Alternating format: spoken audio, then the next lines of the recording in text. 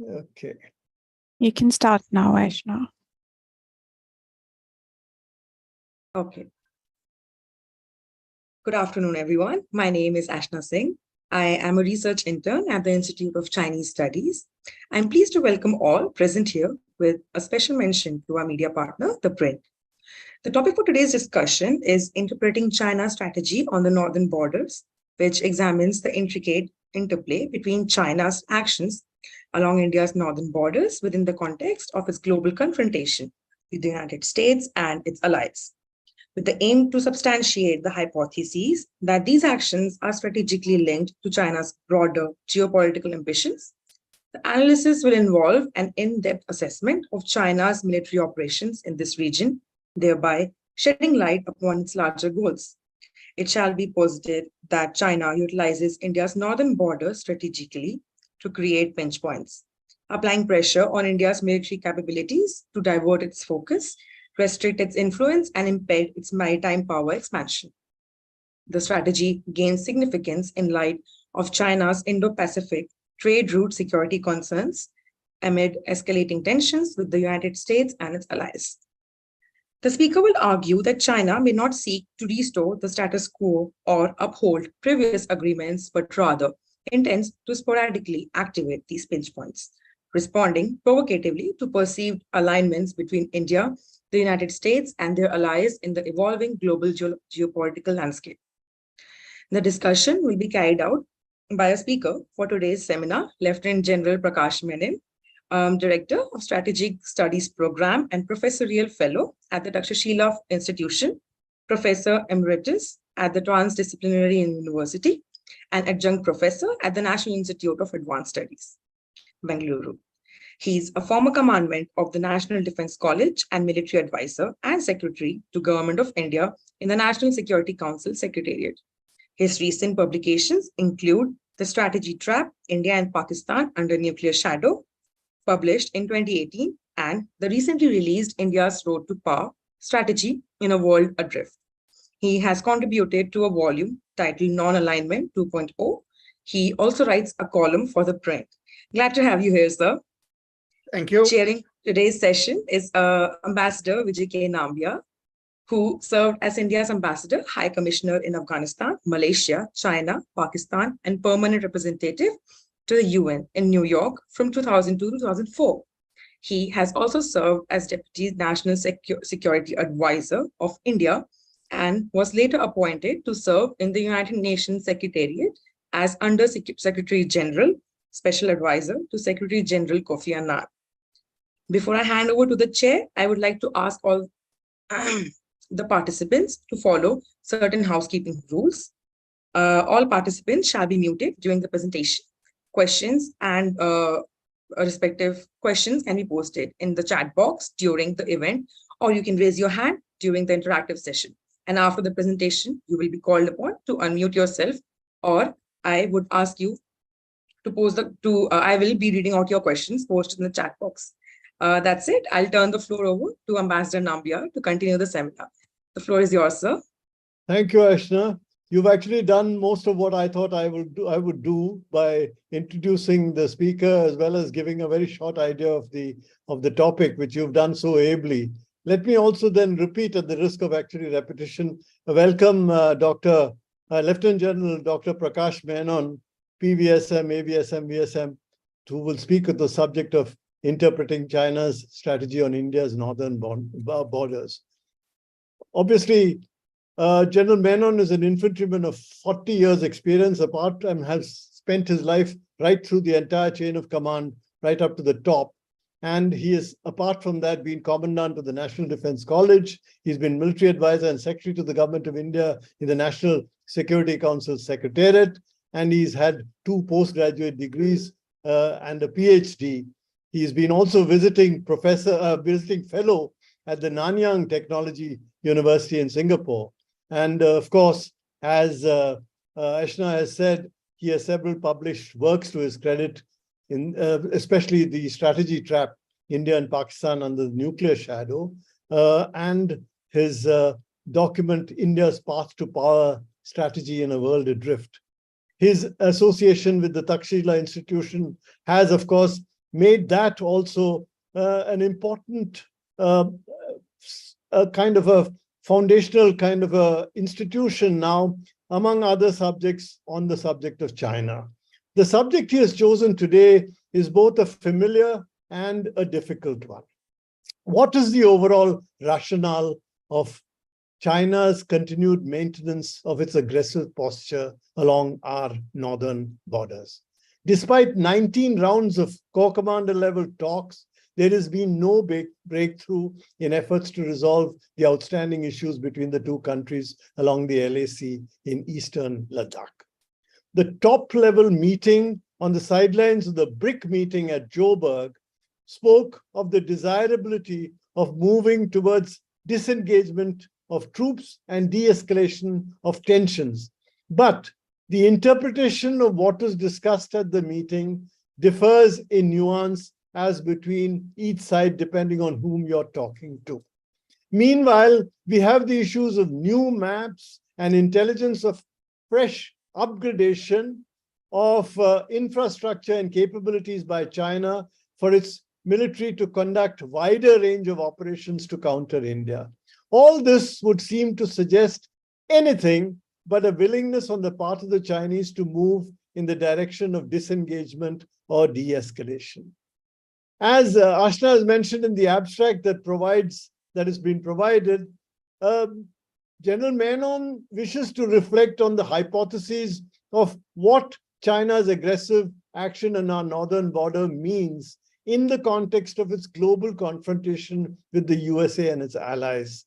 What he talks about in the northern boundary of what China creating pinch points to exert pressure is apparently to draw India's military and political energy with the aim of keeping India, in a sense, confined to the subcontinent, and especially with a view to slowing its growth as a maritime power. India's embrace of the Indo-Pacific as a geopolitical construct and its common quest with the Western powers for an open and free Indo-Pacific poses for China what General Menon had called a substantive military threat in being, as it were. For China, the criticality of securing its trade routes in the Indo-Pacific and especially in the Indian Ocean is naturally a strategic concern in the context of its growing confrontation with the United States.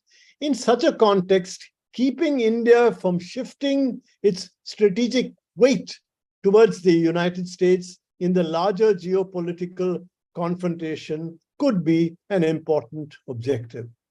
China will have no intention to either restore the status quo in the northern border, nor to respect the earlier agreements, as far as I can see. General Menon has said in some of his writings that India should be wary of putting itself in a position where it is seen as wanting to achieve a breakthrough on the northern border with its back to the wall, as it were. This is also what other distinguished experts like Ambassador Ashok Kantha has been saying when he talks about the need to exercise what he calls strategic patience. But what does all this mean for the state of our preparedness on the border? And how long can we afford to allow this unstable equilibrium on our border? It's almost a disequilibrium, actually, to continue like this. I'm sure that these are questions that all of us, we are very exercised about. So I shall not stand any longer between you and the speaker. General Menon, I give you the floor. Thank you. Thank you, Chair. And thank you, ICS, for this honor and privilege. I speak from the city of Bangalore, where the weather is sublime most of the time. And I actually speak on a subject which obviously could have many views. So mine is an interpretation, comes from my own study and observation. It is therefore a subjective point of view. And to really understand and why the Chinese are doing what they are doing, probably we'll have to go first into the future and then look back, which we cannot do. So I'm sitting here in the present, trying to look at some of the past and then trying to see why did they do it and what for was it done.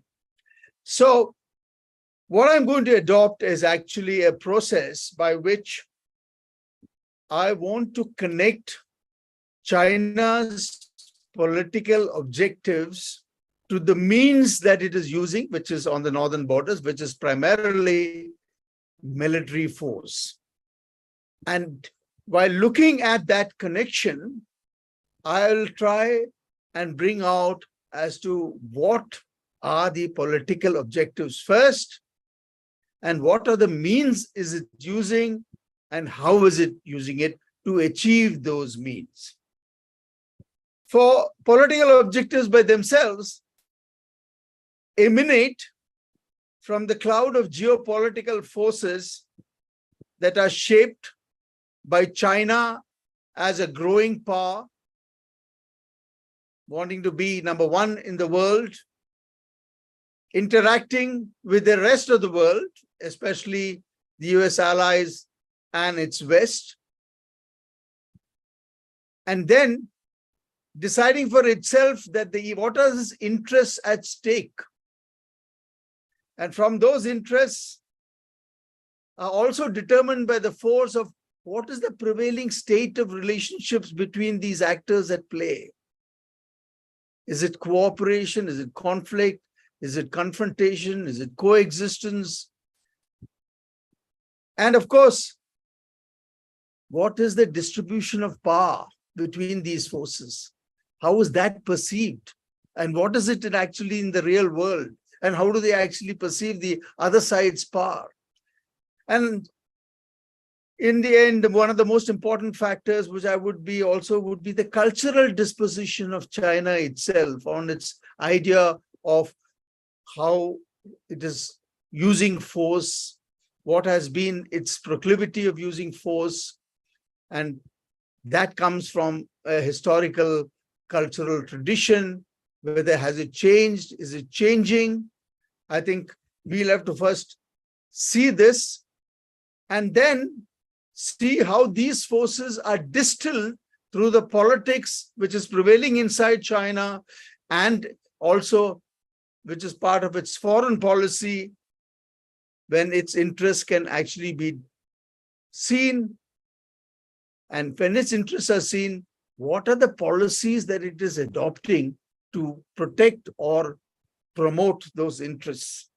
And from that comes the ends which it wants to achieve. And those ends are connected to the means that they have. And means, of course, ultimately expressed in political power, consist primarily in terms of statecraft in the instruments of the form of economic power, military power, diplomatic power. And all these being embellished by also intelligence capability, technology capability, and information capability, or how do you influence the information realm. I think what we need to understand in the beginning itself is that the military instrument is, because of its instrumental nature, has to finally influence the mind of the decision makers on the other side. In fact, all these instruments of statecraft, whether it is military, whether it's economic, or whether it is diplomatic, is about influencing the mind of the decision makers on the other side. It is fundamentally a mind game. You can apply any amount of power, but if you can't influence or change the minds of the people you are wanting to change, that is what political power is about, then that power obviously is not working. So the point to note is that what China is trying to achieve through the instrument, the military instrument and all the rest of the instrument, is about is to be realized in the domain of the psychological. It is to be realized by decision making of the India's political leadership. And that's very important because if you look, and we must ask ourselves a question, why is China has now stepped up its military aggression, and what is it trying to do? What is the objective? Why is it, and what does it want to achieve with that use of the military instrument? And therefore, my hypothesis is that the objective of China comes not because of a bilateral issue, but because of the larger geopolitical tensions, global geopolitical tensions. And that is about between China, the US, and its allies. And the question for us to ask is then, how is India involved? India is involved not only because we have a common border, but because of its people, its size, its geographic size, its population, its human capital, its capacity, and its growing power. More importantly, and that is the point which I would want you to note, is it's also about the geographic endowment of India's peninsula, India jutting out into the Indian Ocean, through which a very large part of China's trade goes to China, and energy especially, and resources from the west to the east, and manufactured goods the other way around. And there is India jutting into that trade route. And the larger geopolitical competition and larger geopolitical struggle is about what is taking place in the maritime arena of what we now call the Indo-Pacific. Because if forces can actually unite, and cooperation is possible more in the maritime area than anywhere else, then it can pose, if things get worse, the greatest strategic threat to China, other than, of course, the use of nuclear weapons. And that is what China is most worried about. It is an imagined threat. It comes from an imagination of strategic imagination, which believes that that is possible. And therefore, what is it that they can do to safeguard it? And of course, one of the offshoots of that, and the driver of it, is China's growing naval power. Yet, it is no match to the naval power yet of the United States of America, nor of its allies, and so also of India in terms of its geographical location. Because it is in the Indian Ocean that all these things have to pass, apart from the fact that we also have the Andaman Nicobar, which overlooks the Straits of Malacca. So geography is not on China's side in these terms. That's its eastern seaboard, and its trade routes are vulnerable. China's actions, if you can see, and I spoke to you about the naval part, is about safeguarding this. China views India as a candidate, which it can either keep neutral or bring it on its side, or which can tilt to the other side. So, my hypothesis is that China is now using the northern borders as pinch points or pressure points to apply small amounts of military force to keep India's political energy, resources, and military energy and resources sucked up through that northern border. This is part of its larger strategy of trying to keep India restricted to the subcontinent. Of course, for very long, for several decades, it has been using, and it continues to use, Pakistan as its southpaw.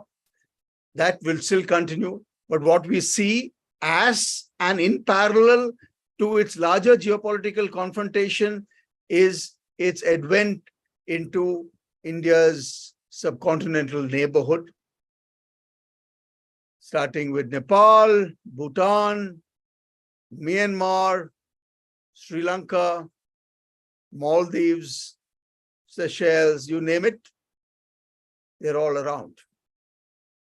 They're not doing this just because they are in a position to help these out. There is a geopolitical angle to it. And fundamentally, it is aimed at India. The Maldives are going in for an election. It will be interesting to see who's going to win. I think the clouds are not in our favor. China seems to be at an advantage there, but we'll have to see. So my hypothesis is China is trying to keep India within the subcontinent, using all its neighbors against it. Why? Because it wants to slow down, retard India's growth to power, because that power, if it grows at the speed which is unrestricted by any such things, could become a threat if India tilts or shifts its weight. Because if that happens, it is a major disadvantage for China. And therefore, what have they done? They have been ever since the first they decided it was that we need to have peace. And that was the time when China was biding their time, lying low, made the agreements, quite a few of them. The last one even in 2013. And all this while, they were also concerned about two of the buffer zones which they want to create, which they have annexed, Tibet and Xinjiang, developed its road communications, air communications, and over a period of time, its connectivity towards the various parts of the northern border, demarcated in most places by the LAC. So this went on for about a decade plus. And as the global tensions increased, and as China felt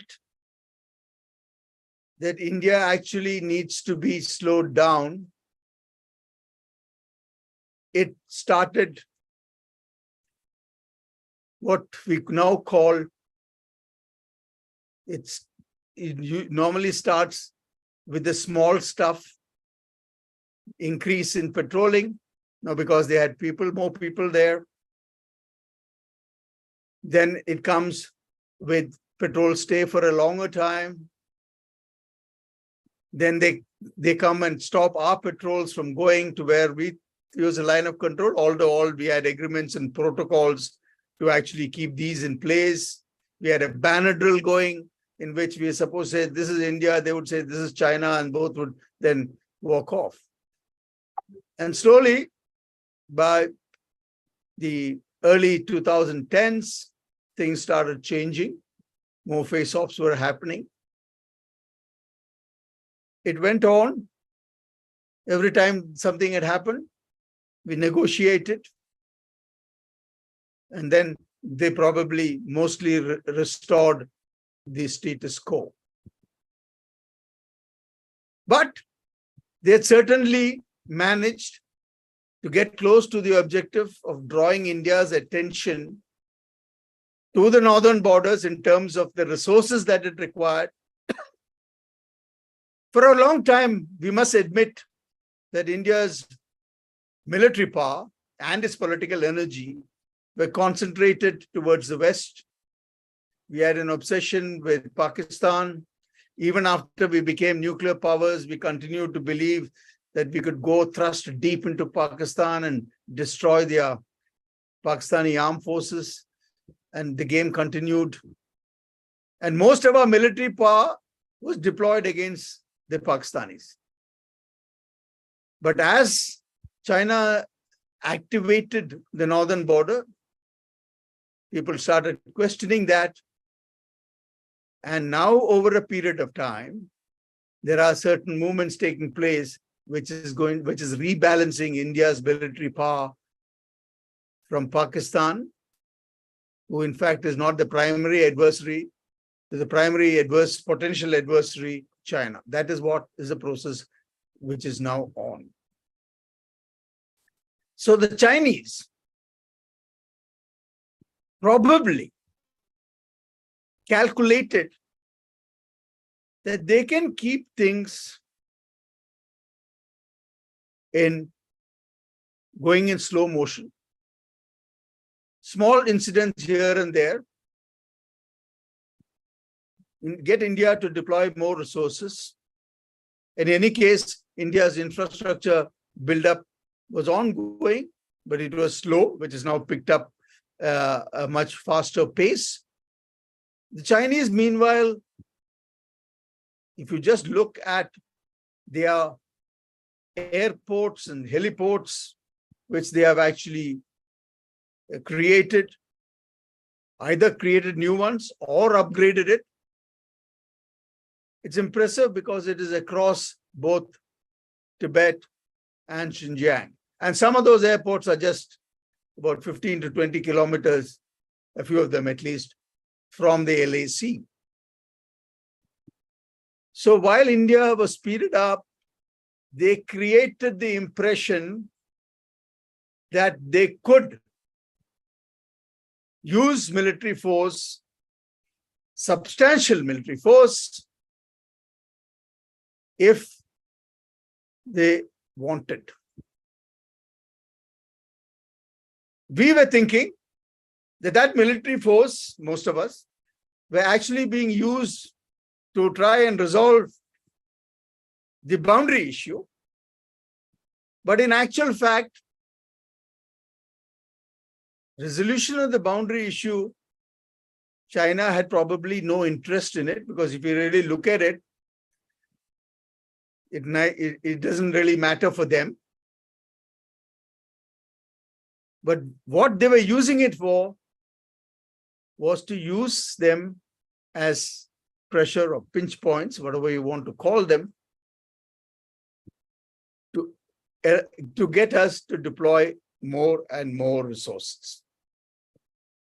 Now, one of the things which probably happened, and I must tell you that all this infrastructure build-up is not only about airports, it was about garrisoning of troops, it was about military logistics, about road communications, bridges, and rail connectivity and air connectivity to the inland. So it was a complete system which had changed. The idea was that it can actually concentrate large amounts of troops in any place where they sought a decision.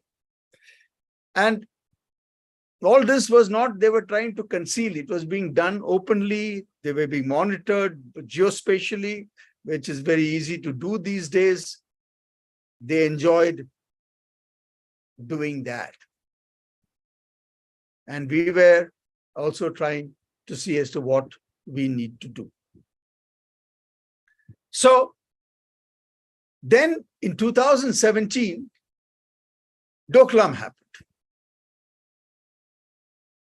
Now, in Doklam, although India stopped them from actually building the road just below Dokala, because we are actually part of the disputes because of the fact that the tri-junction is disputed. We have a different idea of the tri-junction. The Chinese have a different idea. So we were very much part of the dispute of the Doklam Plateau itself, although it's part of Bhutanese territory.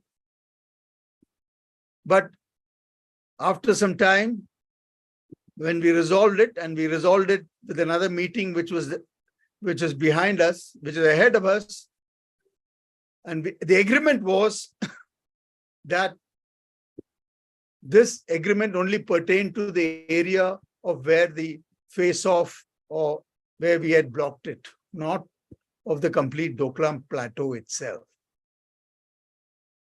So,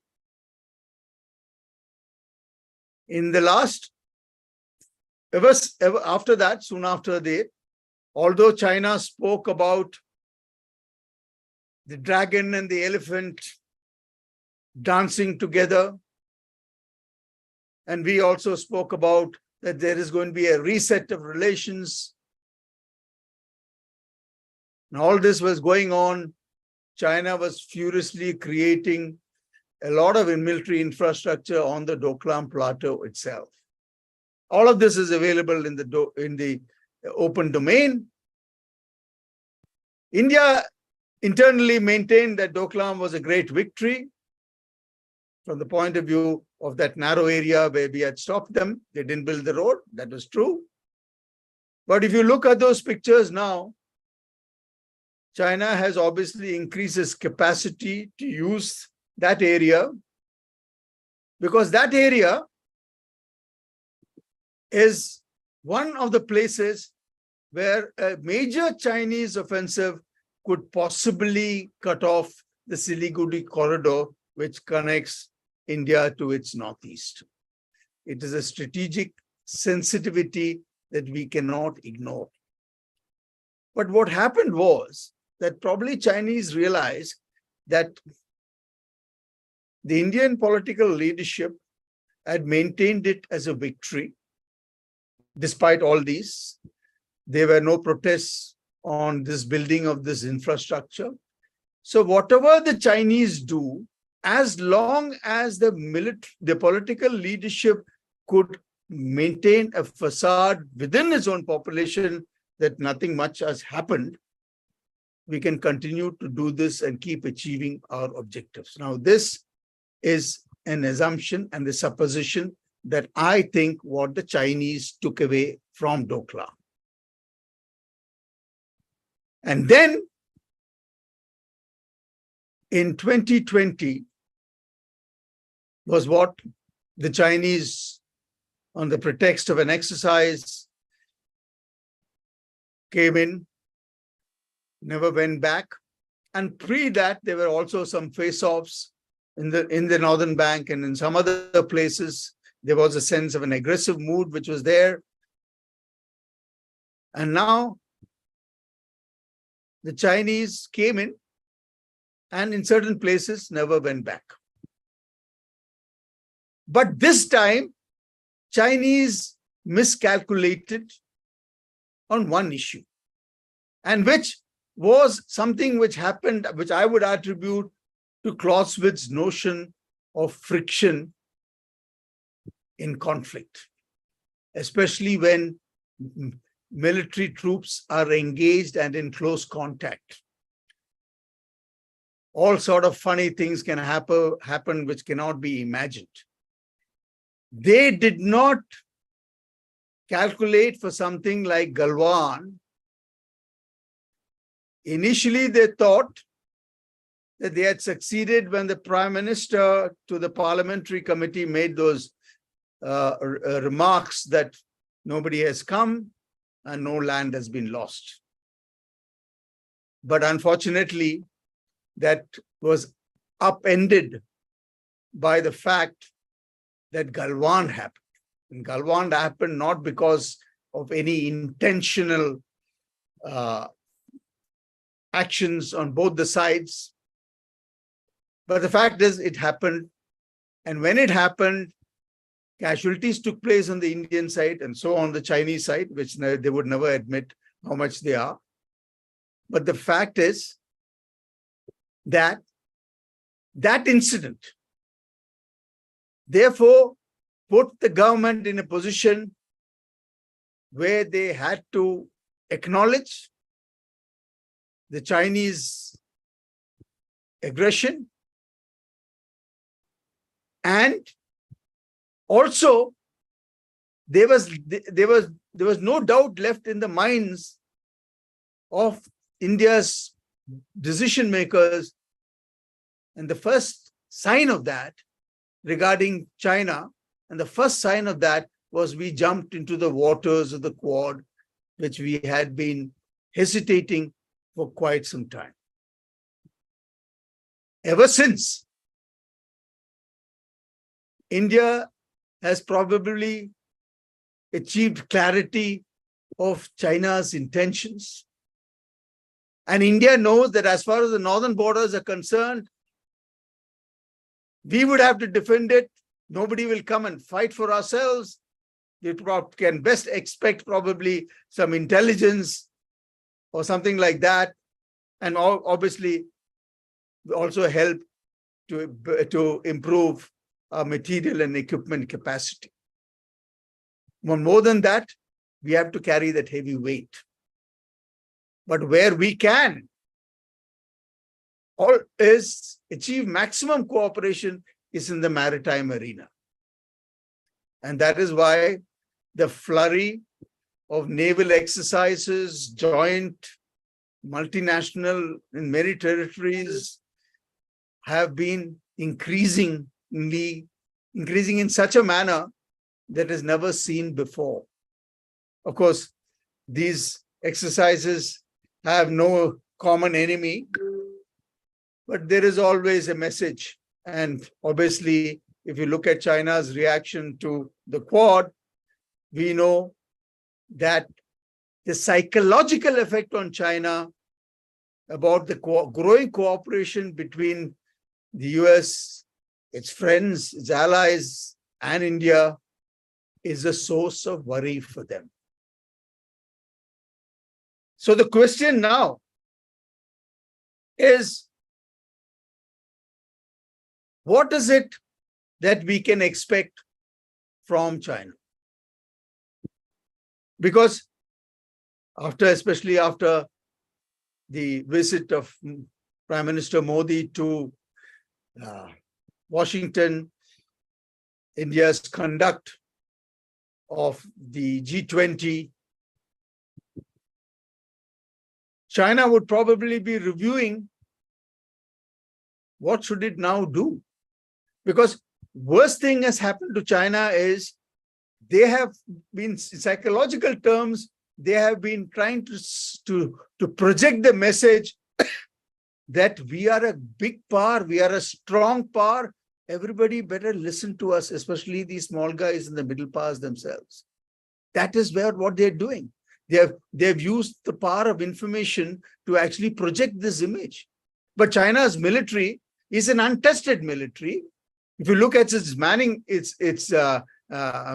conduct, you will find that China has a long way to go to prove itself. But it is not going to fight the big war with anybody because it knows it can never win. There are too many people arranged against. Strategically, and its closest allies, the Russians, have themselves got themselves bogged down. Strategically, China don't like to avoid the use of any major forms of force. In fact, if you look at the design of how they have been using force, it is only the small stuff.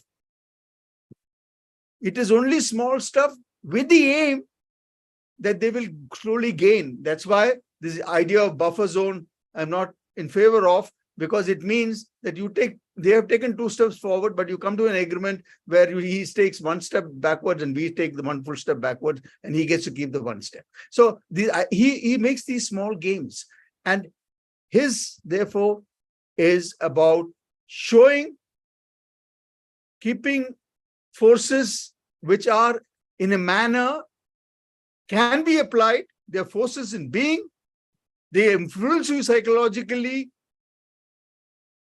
But he does only the small stuff, keeping that force somewhere in the background, letting you know it's there. You guys better watch out. This is his style.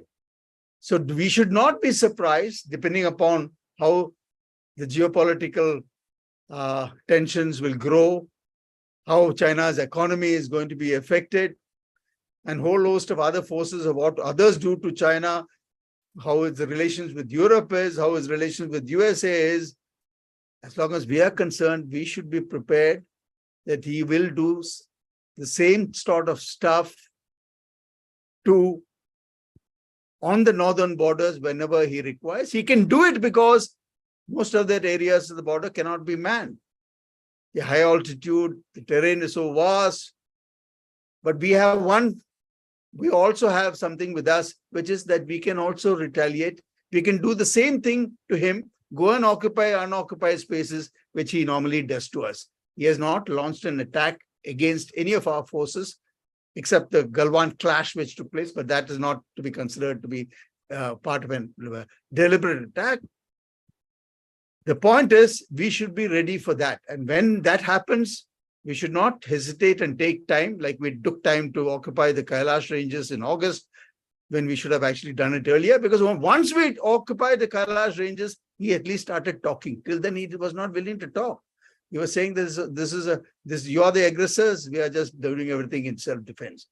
So we must know the nature of that state. And therefore, the game being played in the northern borders must figure in the way that we deal with China. And of course, I'm sure many of you have actually dealt with China very intimately, know negotiating with China is always a drawn process. They'll test you. You have to be patient. We don't need to put our back to any wall. We need to first play to their strategy, not to things which we imagine that we have, we got this idea, oh, they did this to us because we have constructed infrastructure and they're worried that India is going to now cut off G19, that highway. It's absolutely nonsensical, because it's like saying that China is going to come across the Himalayas and actually capture the territory. Then they have no idea of how difficult it is to maintain logistics across the Himalayas of a large force. So all these are military imaginations, which we should not be so worried about, in the sense that we should know what they are likely to do. Of course, in strategic terms, you can't predict everything. You must always be prepared for other contingencies. I'm sure we are preparing for it. So to sum up, what I want to say is, China is going to calibrate the pressure on the northern borders to try and keep India not playing a role against it within the larger geopolitical power play between West and China. That is what is its political objectives. The means that he'll use would vary. You can use military, you can use diplomatic, you can use the economic means. After all, in all this while, our economic ties have been growing, but he can start using it also in many ways. So we should be prepared, and therefore, it is better that we remember that in this world, there are no permanent friends, no permanent enemies. We might be tilting towards the West and the US, but I would think that that tilt should have a cautionary tale about it, that we should never become part of any camp. We can sit in the same tent on a particular issue which is contextual. We can do that even with China on a particular issue, or even with the United States on a particular issue. As of now, for a fair and open Indo-Pacific, we seem to be sitting in the tent of the United States, and that is worrying China. So on that note, thank you, Chair. Thank you. Thank you very much, General. That's quite a fascinating kind of journey you've taken us through. And as you mentioned, this is basically a mind game, the psychological kind of constant psychological pressure that is being put. My point, before I ask for questions, etc., may I just make some comments and perhaps seek your response to some points. One is this idea of keeping pinch points, pressure points, in order to keep the pressure on India. How much do you think that it can be controlled at any time? One, it also involves equal amount of assets being deployed on the Chinese side on a continuous basis. Of course, the pressure, the cost of that in terms of extending itself all the way up here is there, and I suppose they are prepared to pay it. But more than that, what are the possibilities of these things getting out of control? Can it be, how calibrated can be, and can China afford a setback? These are the things which I think, for us, it's not important that, they have a complete defeat. Even a small setback for China will be a huge reputational damage to them. And that, I think, is very important for them. Secondly, the fact is that in terms of playing the mind game, I think of most countries that China has dealt with, perhaps with India, they've always, I think they do occasionally appear to be on the defensive in the sense that they tend to treat Indian, let's say, their Indian interlocutors with a certain amount of derision at times, a kind of cultural kind of superiority or patronizing kind of things. But I think civilizationally, they recognize that the only civilization that can be at least of equal level of theirs, and in fact, in some respects, they've culturally recognized even India as superior in many respects, in a cultural fashion. But I think I do think that they have respect for the Indian mind, the capacity of the Indians to be able to return the same kind of intricate logic and the same kind of responses. And if anything, if the Indian policymakers have proved anything, it is that despite the kind of things you said, the response that India has done in terms of the Quad, etc., have only proved that we can actually go one step, two steps, even three steps ahead without necessarily going the whole hog and showing ourselves as having been actually entered any camp. This has been also proved very interestingly by the G20 recently in the way in which we have conducted the whole conference. And from that point of view, I wonder if this attempt at them to play the mind game, they would not find themselves at some stages, in a sense, upstaged at some stage. Is there any sense in their mind that they can be upstaged by the Indian physical presence, our capacity to stay where we are, and secondly, to be occasionally to take an upper hand? We did that before the Rajiv Gandhi visit, as you know, by the Jaya and Negi posts in the Wangdung thing, which actually pushed them back later. This has happened in terms of the Kailash ranges in the latest thing post Galwan. And I don't think that they can take for granted that they can keep India completely on tenterhooks psychologically. This has in some ways also been recognized in a recent article in the CIIS, when the Asia Pacific Institute of the CIIS, Lanjian Shui, has recently complained that India is actually trumpeting US and Western positions, and it is actually using multilateral mechanisms to boost, to prevent the China's rise as a great power, and that India is conniving with the West to dislodge China from positions in the global supply chain. It talks about digital suppression and things like that. I don't know whether all this is actually will give them some kind of a pause in terms of, is this mind game actually working, or are they still completely convinced that this military this military stratagem is going to work in any case?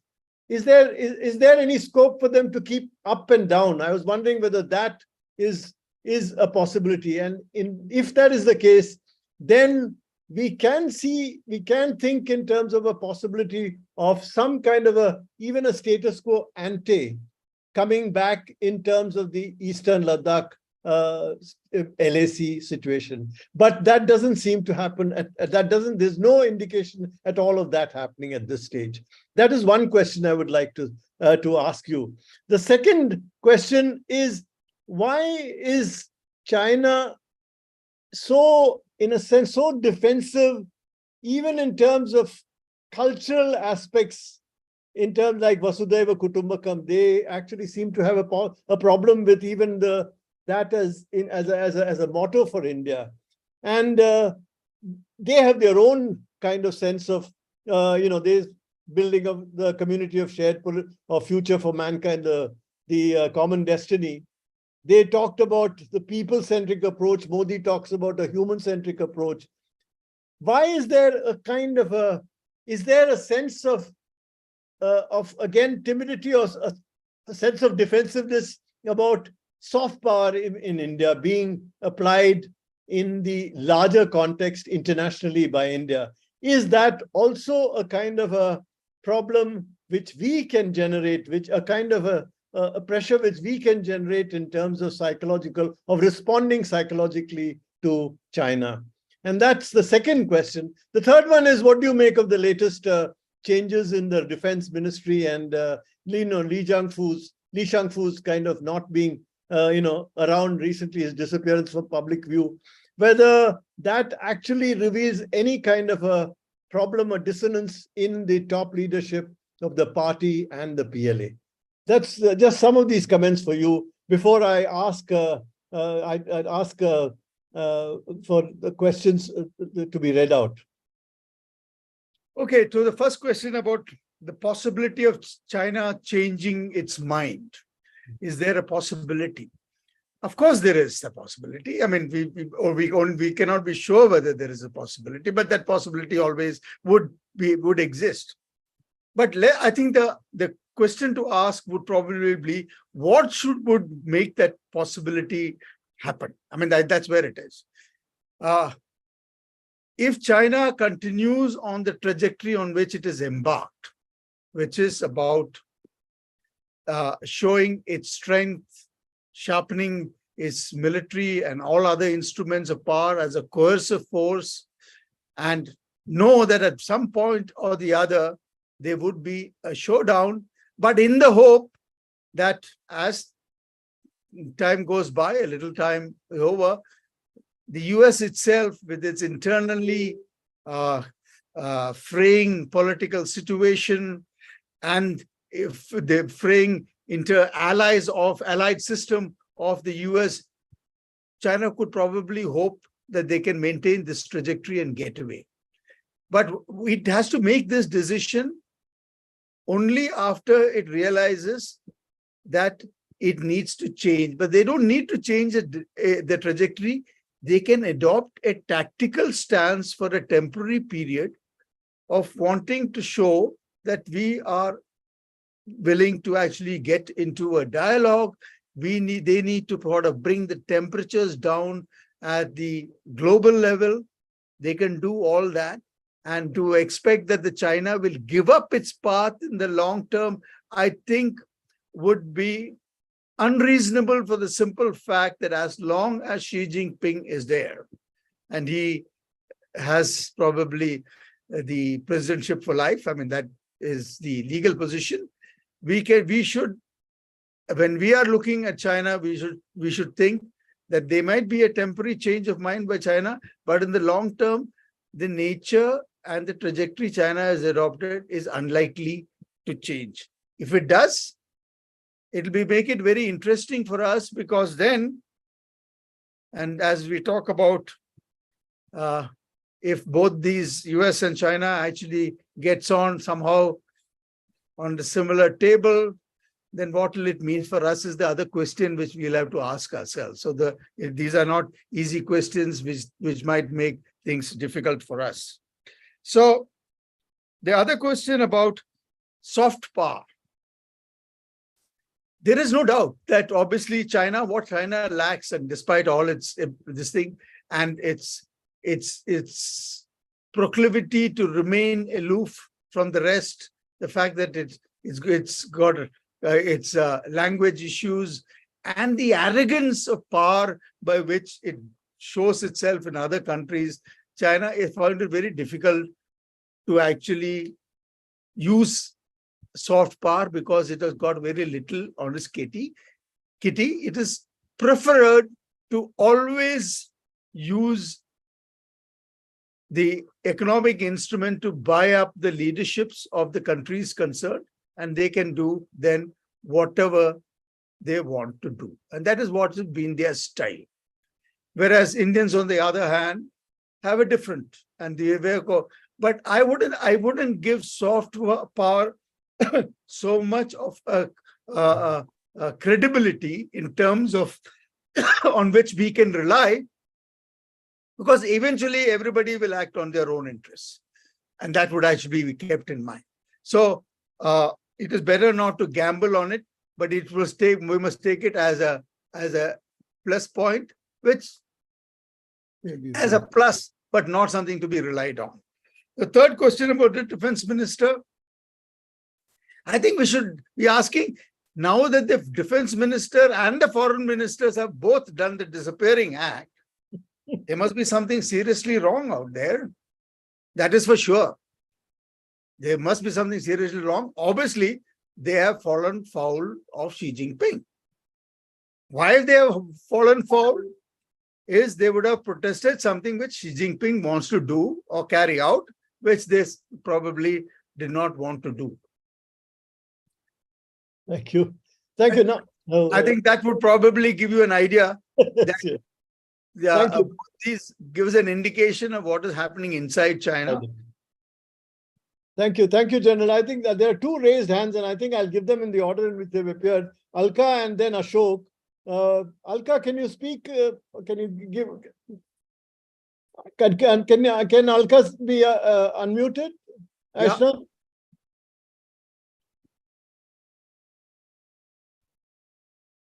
I can't. Aluka ma'am has left. Okay. Has dropped Okay. out. Then Ashok, go ahead.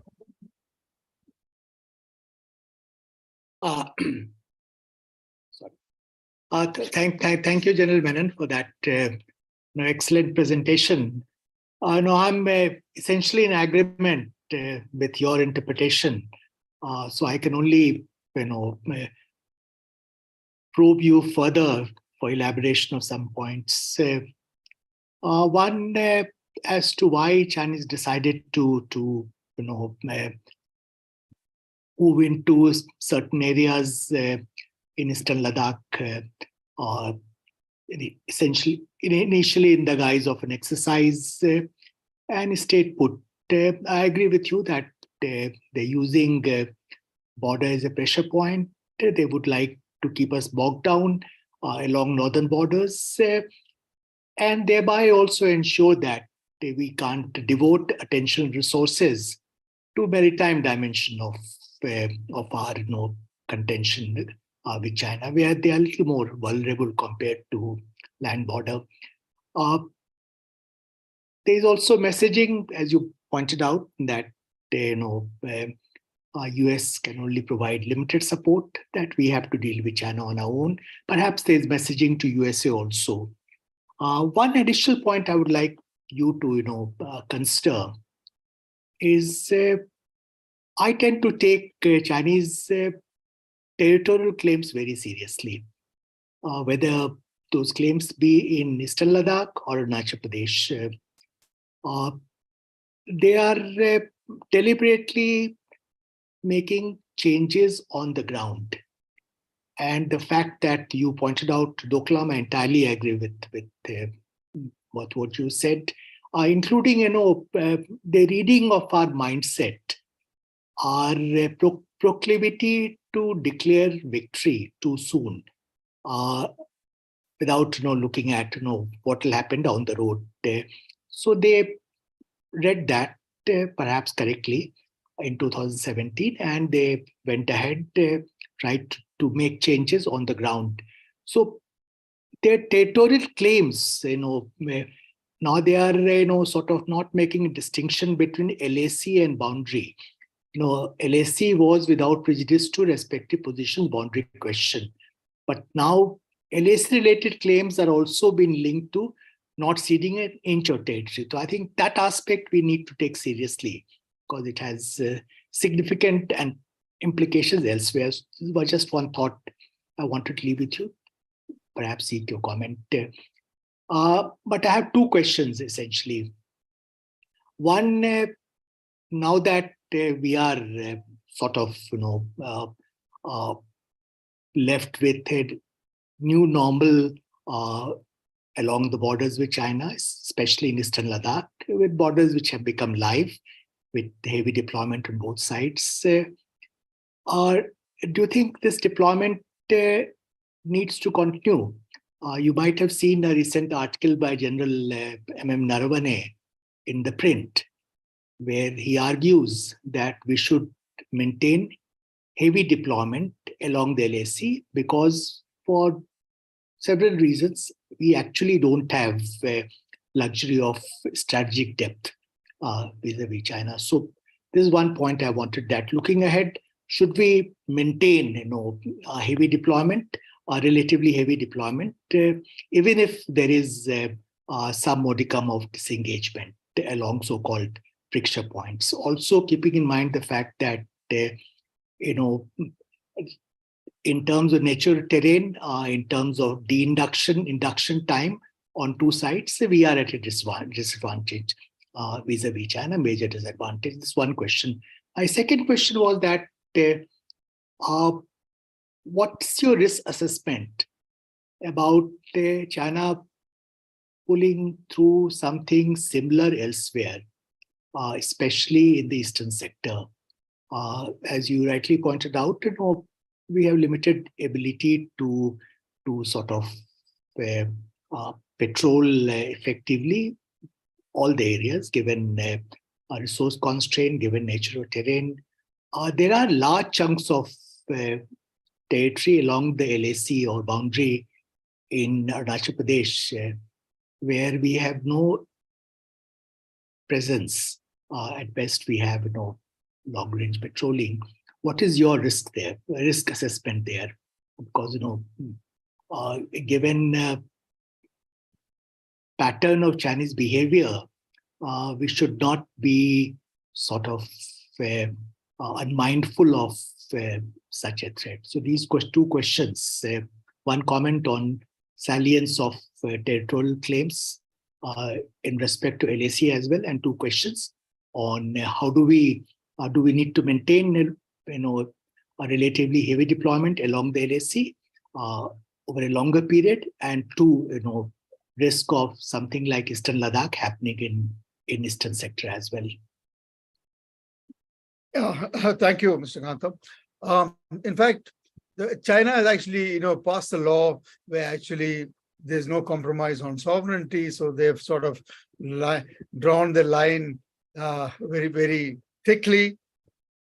Legally, they've said that there's no way that we'll compromise on anything. So they have actually thickened the plot, and that we'll have to deal with.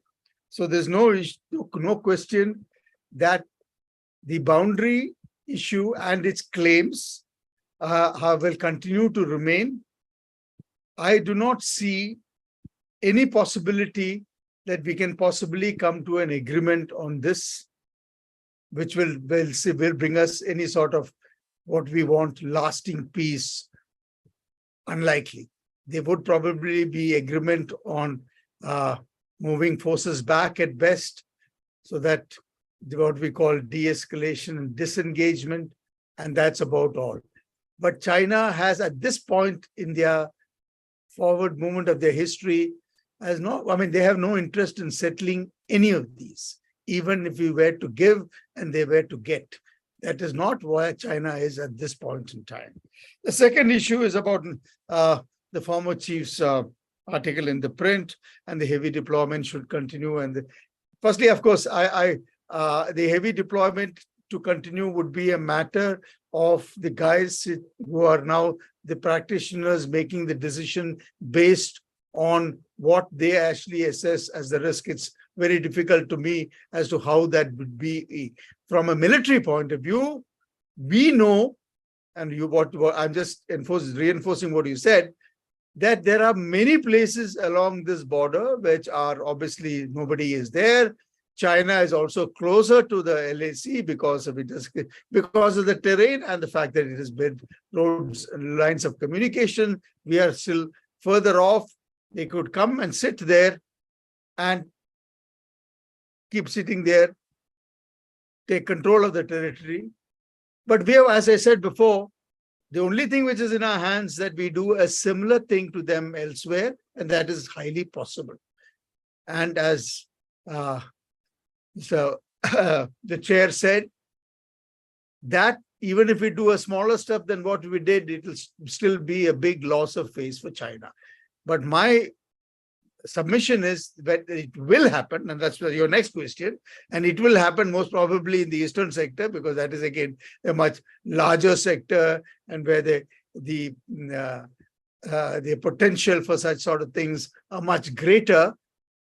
Then it's not that we can go and take back what they've taken. We can also go and pinch or bite back in other places, and that's how we should play the game. Because he must know, and probably after Kailash, he would probably be wary of this, because he himself cannot guard the entire border. There are enough places by which we would, this is now the bread and butter of the operational planners of the armed forces. I'm sure they would be doing their job. And I'm sure the only thing is the political decision-making on the counteraction should be as fast as possible. If chair permits, can I just ask one follow-up question? Go ahead, Ashok. General Menon, two examples which were given, one by Ambassador Nambiar, one by you. Ambassador Nambiar referred to Negi, what happened in 1986 after Chinese moved into Sumdurongchu Valley and Namkhachu Valley. At that time, Chinese were really caught by surprise by our response. The fact that we inducted a large number of troops along Hathungla, Lungrola, Sulla ridgeline, and even on the northern slopes of the ridgeline, Negi being two examples. We stayed put there. Actually, we stayed put on that ridgeline. Kailash Range example you gave. It was actually on our side of the LAC. So it was not, technically, it was not a quid pro quo operation. Besides, we didn't control all the high points along Kailash Range. They controlled some, we controlled some. Unlike what we did in south of Thagla Ridge in the eastern sector, where we stayed put on the parallel ridge line, and we do that. Even part of our disengagement, which was carried out only in 1995, we didn't make any concession. In Kailash Range, we have withdrawn troops. So we have actually vacated those heights, even though they were on our side of the LAC. So my point is, I suspect that Chinese assess that we remain defensive in our posture vis-a-vis, military posture vis-a-vis China, and that we have very limited appetite for quid pro quo operation, which will transgress our perception of the LAC. What is your comment of that?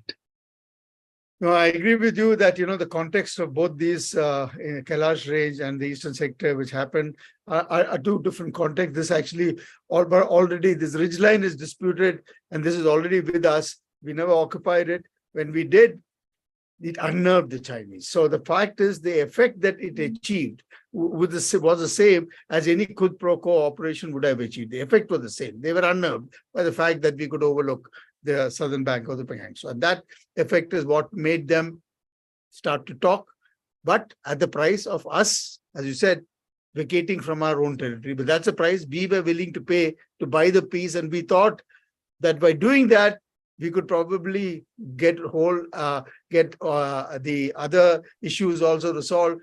But they said, we'll first talk about this area, then we will take the other areas later on. And you know what has happened after that. They're dragging their feet, unlikely to take it anywhere, or keep this thing one.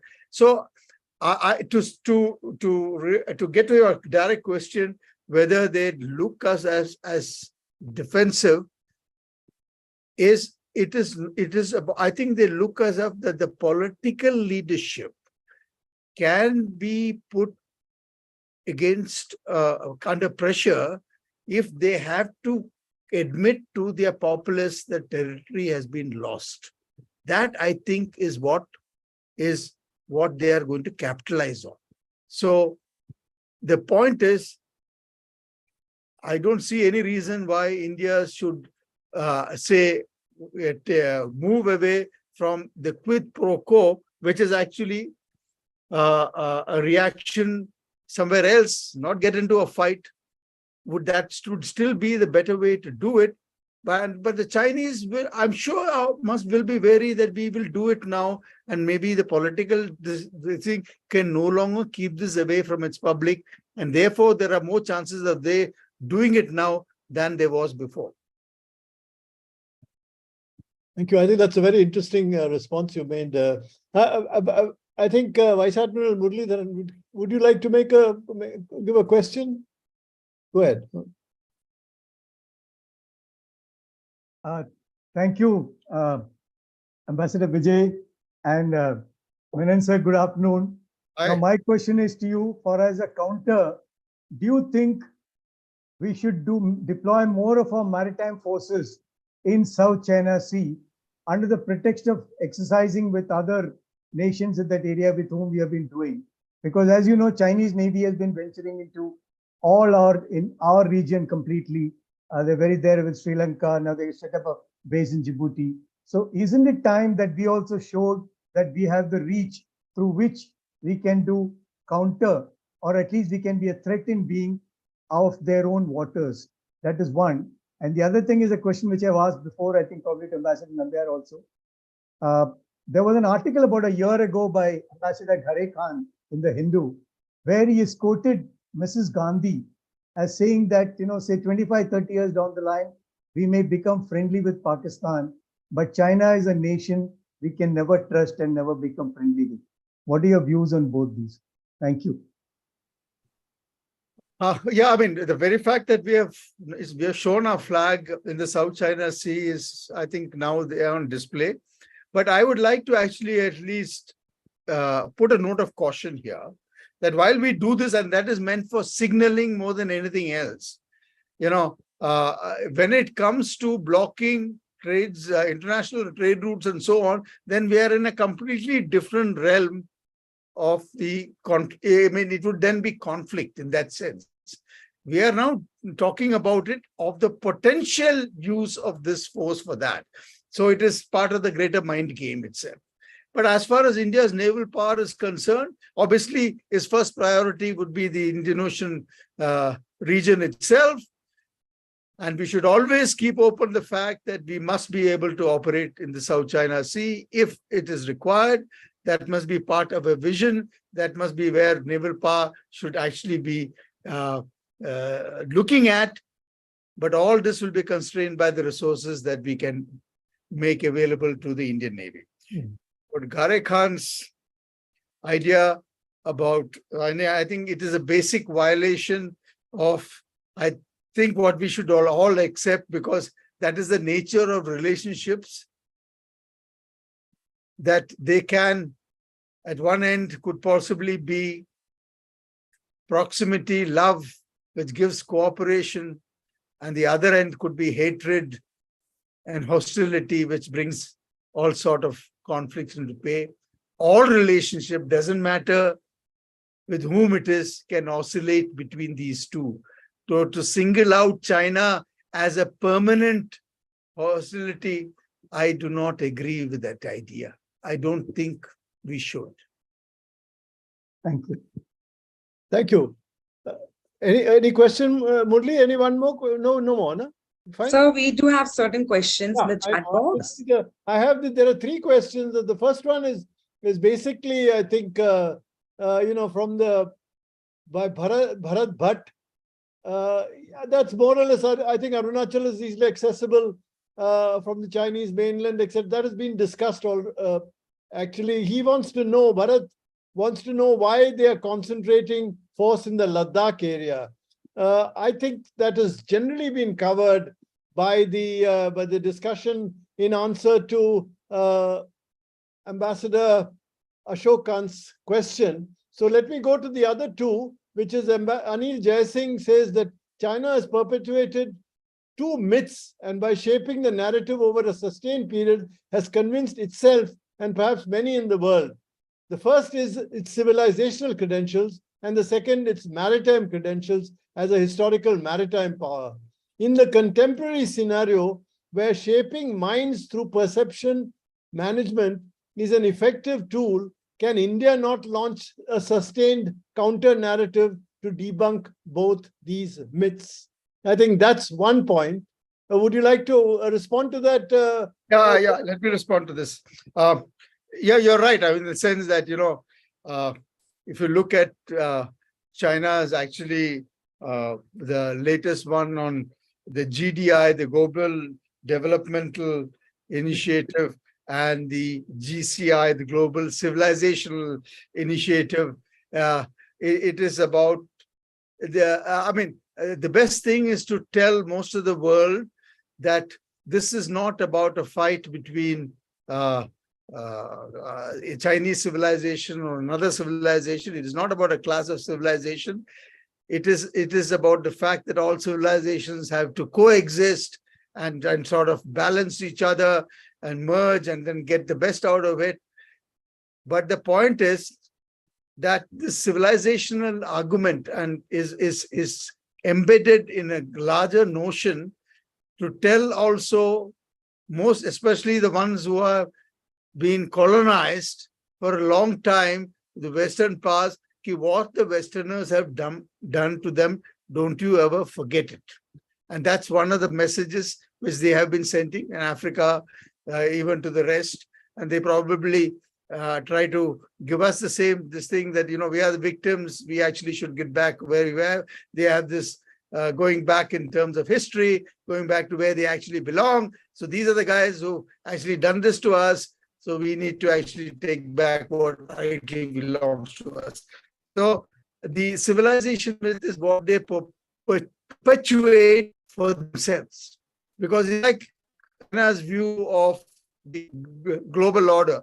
It talks about multipolarity, but if you really look at it, it's finally about China's multipolarity, but he's the guy who's actually got to making the rules. I mean, that's the way that China looks at it. Look at the Asian-centric, it's about a Sino-centric Asian order, which China is actually visualizing. So the point it is this, the myths that it has, and of course, the maritime myth, and completely in agreement, they have never been a maritime power of any consequence. But yet, they have managed to convince themselves, and for the at least the strategic cognoscenti of world over couldn't possibly be convinced that China has never been there.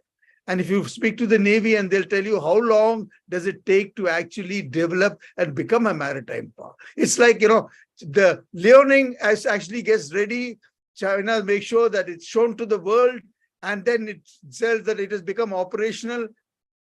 I think the naval guys will tell you how long it takes for guys to actually learn how to operate it, however the pilots get used to it in the choppy seas. I mean, it's a several years process, whereas China has just what it's telling us with all its equipment. It's like it's got very high-tech equipment. Okay, there's no doubt about it. It's got, some of it, of course, completely untested. Now it's got people out there in that who are actually at the lower end, and some of them have to manage this, are there for 2 years. Only 2 years. Now, if for 2 years you can learn how to manage this high-tech equipment. You might be you have to be a guy which is much above the normal. So these are the things which Chinese would probably to hide. That is why China will not get into a big fight. China will avoid the big fight. China will actually want to use force to affect the decision-making without using force. And that's what Sun Tzu actually has perpetuated. You should be able to win without fighting.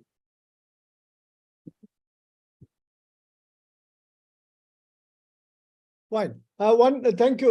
I think there's one more question in the chat box, and that is Keshav Padmanabhan's question. He's from the print. My question, he says, is how much of China's motivation for the creation of pinch points also stems from their own internal issues, specifically their economic slowdown. Recent reports, he said, suggest that wages in Shanghai and Beijing have been falling between 6 to 9% year on year. So how likely would China use its military as an instrument to reduce the pressure on the CCP internally, while also costing India's resources to answer to China's provocations? That's his first question. The second question, or would you like to respond to that first and then? Yeah, let me just respond to that. Okay, very good. I think we're still in the early days of China's economic slowdown. There are a lot of guys who are actually predicting that this is the beginning of the end, but I think we are jumping the gun. And I think that will have no influence on the pinch points because he's already got the forces, he's created the infrastructure, he's got people there, he can easily do it without any additional expenditure to himself. The expenditure will be mostly incurred by us. So I think that should be very clear. Yeah, the second question. Yeah, the second question would it be a bit theoretical, he says, would it also be time for India to consider a strategic response revolving around the idea of command of the commons, which was a buzz within the US military in the early part of the first decade of the 21st century? Should we focus on strategic means to command certain part of the commons, land, sea, air, information, and space, rather than try to compete with China on all the areas? I think, that will be the rise of India if we have the capability to command as a hegemon, because this will be completely against international norms and law. And the command of the hegemons is what the military wants, the US military wants, and especially they wanted to do it in space and so on. So I think we should probably keep that idea at rest. For another day. Okay. We've not yet reached that stage, as it were. Okay. Then the last question in the chat box is from Nirmal Panda, who says, can you throw some light on our capabilities of creating pinpoints for China in the middle sector in places like Shipkila and Lipulekh? Should India think of doing that?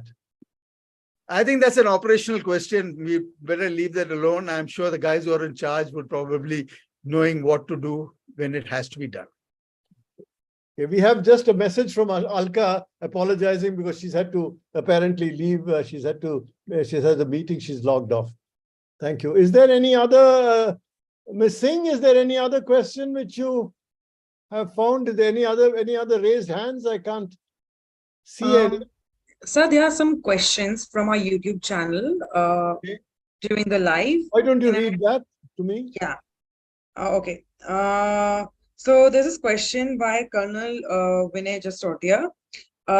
He says, he asks, you alluded about 3 options, tilt to China, neutral, and tilt to US, but didn't elaborate cost benefit for choosing what they choose. So I don't know if this is a question, but yeah. No, could you please repeat the last part? I mean, what is the question? Yeah. He says, you alluded about 3 options, tilt to China, neutral, and tilt to US, but didn't elaborate cost benefit for choosing what they chose. Yeah, actually, you'll have to call me for a separate lecture to answer that question. Yeah. Okay. I think that's far too big, too broad question. Any further question, Ashna? Ashna, would you like to unmute? Is there any question? Yes. No, sir. As of now, no. Okay. So I think we are, in any case, we're reaching 4:30. So it's been a, let me see. I can't see any further question. So I don't think that, there is I don't think I can, I would be able to encapsulate the discussion, but obviously we've had a very rich debate. Let me say one thing which the general has made very clear, that China does not want to have a war, an all-out war, because I don't think it will, particularly in the maritime field segment, there is really not, it wouldn't want to burst the bubble. So it would seek maximally victory without war. And that is in keeping with its tradition. Second, there is no prospect of a settlement, as it were. At best, you could have marginal de-escalation, and that's what you can expect in the present circumstances. But even from that angle, I think the general has been saying that we should be careful, we should be vigilant, that there could be retaliation, and this time possibly even in the eastern sector. So it could well happen, but he has, of course, mentioned that on our side too, we are pretty, I think we're pretty well prepared to think in terms of and to be able to respond at certain other sectors, which will give us advantage. And therefore, that could be a potential deterrent for China to launch any kind of provocation by raising issues in areas which are hitherto not been areas of major any differences. But at the same time, we do expect that the larger psychological game, the larger pressures on India, particularly in terms of the pressures on India's economic resources, to be able to keep our own or deployments at the levels that we will require at this stage, in this stage of our confrontation with China, that would create sufficient amount of pressure, they feel, for us to be able to counter, to at least to inhibit us from a rather much more proactive and major investment in terms of increasing our maritime strength. I wonder if that broadly would, in a sense, encapsulate the major arguments. But this has been an excellent and a very, very stimulating discussion, General Prakash Menon, and we'd like to thank you for this very broad spectrum and at the same time very directed, focused kind of attention on how China is using the tensions in the northern border as part of the larger strategy which it has in coping with the only other Asian power that it sees at the present moment, which may stand in the way of its becoming the perhaps the most considerable Asian power in the coming decades, as it were. As we see the economic situation, as you said, the economic power of China, people have been talking about relative diminution in its the problems that it is facing, but this is still a long way. And I think the national comprehensive national strength that it has accumulated over the past few decades, 2 decades at least, is still considerable. And I think there are still issues which a country like India will have to take into account when it talks about trying to to cope with this particular major problems which you have with China. I hope that, is there any other point which you would like to add, General, at this stage? Otherwise, we can. Thank you very much. Thank you. Thank you. Thank you to everybody. And I think this will probably bring us to bring this discussion, this webinar to a close. Thank you.